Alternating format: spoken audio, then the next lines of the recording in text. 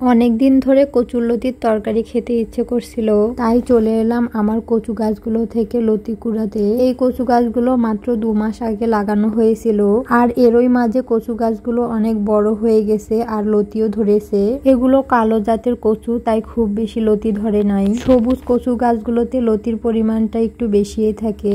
আমি এখান থেকে ওখান থেকে কচু গাছগুলো এনে লাগিয়েছিলাম, তখন কচু গাছের পরিমাণ অনেকটা কম ছিল। আশেপাশে কয়েকটা কালো কচু গাছ পেয়েছিলাম, ওগুলোই লাগিয়ে দিয়েছি। আর এই যে সবুজ কচু গাছগুলো দেখছেন, এগুলো অনেক পরে উঠেছে। আমাদের এই জমিটাতে আগে বালি মাটি ছিল, তাই আপনাদের ভাইয়া আবার মাটি ফেলছে। মাটি ফেলাতে সবগুলো কচু গাছ ঢেকে গেছে, আর এ কারণে অনেকটা সময় লেগে গেছে কচু গাছগুলো উঠতে। কিন্তু তারপরও দেখেন কচু গাছগুলোতে কত সুন্দর লতি ধরেছে। এই তো আমি এতটুকু পরিমাণ লতি পেয়েছি। এখন লতিগুলোকে কেটে নিব।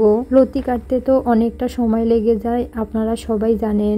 এই কচুরলতি খেতে কিন্তু অনেক মজা লাগে, কিন্তু কাটতে অনেকটা সময় লেগে যায়। অনেকে দেখি তারের মাজনি দিয়ে লতি পরিষ্কার করে, তবে আমার কাছে মনে হয় তারের মাজনি দিয়ে লতি পরিষ্কার করলে আঁশ থেকেই যায়। তাই আমি সবসময় বটি দিয়েই লতি পরিষ্কার করি। লতিগুলো যেহেতু আমি এখনই উঠিয়ে আনলাম, তাই কাটতে বেশি সময় লাগবে না। আমার রান্নাঘর থেকে দেখেন কচু গাছগুলো দেখা যাচ্ছে, আর এই কচু গাছগুলো থেকেই কিন্তু আমি লতি তুলে নিয়ে আসলাম। যে কচুগুলো কালো রঙের সেগুলো কালো গাছের লতি, তবে আমার কাছে মনে হয় কালো লতির থেকে সবুজ লতিগুলোই দেখতে বেশি সুন্দর লাগে। আমি তো আপনাদের ভাইয়াকে বলেছি এরপর আমি সবুজ কচু গাছ লাগাবো, যাতে করে সবুজ লতি হয়। লতি কাটাকাটি হয়ে গেলে এরপর রান্নার জন্য চলে আসলাম। আমরা কিন্তু নারিকেল পাতা দিয়ে আগুন ধরাই, শিনটা দিয়েও আগুন ধরাই, কিন্তু শিনটা এখন শেষ হয়ে গেছে। তবে এ নারিকেল পাতা দিয়েও কিন্তু সহজে আগুন ধরে যায়। তো যাই হোক, এদিকে লতি রান্না করার জন্য কড়াই বসিয়ে দিয়ে তেল দিয়ে দিলাম।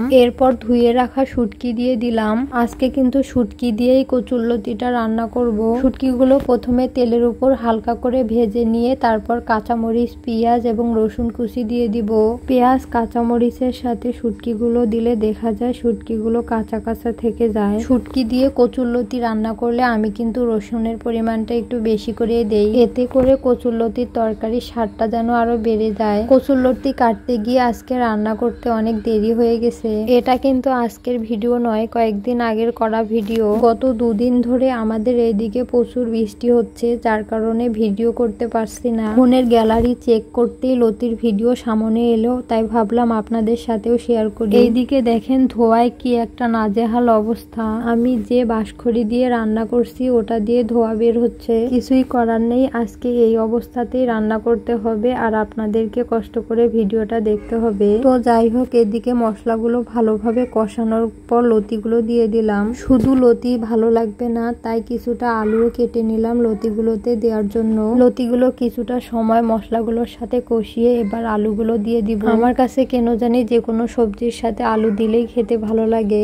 আমার এই সাধারণ রান্নাগুলো আপনারা অনেকেই পছন্দ করেন। দামি কোনো রান্না করি না, আশেপাশে যা পাই তা রান্না করি, সেটাই আপনারা অনেক বেশি পছন্দ করেন। এছাড়াও আমার রান্নাঘরের চারপাশের পরিবেশটাও আপনারা অনেক বেশি পছন্দ করেন। আপনাদের এই সুন্দর সুন্দর কমেন্টগুলো দেখে আমি প্রতিনিয়ত কাজ করার অনুপ্রেরণা পাই। কখনো কাজ থেকে আমাকে দেখেননি, শোনেননি, শুধু ভিডিওতে দেখেই আমাকে এত ভালোবাসা দেন আপনারা। আপনাদের সুন্দর সুন্দর কমেন্টগুলো প্রতিনিয়ত দেখে আমার অনেক ভালো লাগা কাজ করে। তখন মনে হয় আপনারা আমার অনেক বেশি আপনের চেয়ে আপন। এইদিকে কিন্তু আমি কচুরলতিটাও রান্না করে ফেলছি।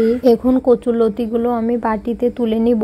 দেখেন কচুরলতিগুলো কত সুন্দর সলা সলা হয়ে আছে, একটুকু আউলিয়ে যায়নি। বারবার ঢাকনা খুলে নাড়তে গেলে দেখা যায় কচুরলতি আউলিয়ে যায়। তাই আমি একবারে লতিগুলো ভালোভাবে কষানোর পর পরিমাণ মতো পানি দিয়ে ঢেকে দেই। এভাবে কচুরলতি রান্না করলে একদমই আউলায় না। দেখুন কচুরলতিগুলো কতটা লোভনীয় হয়েছে।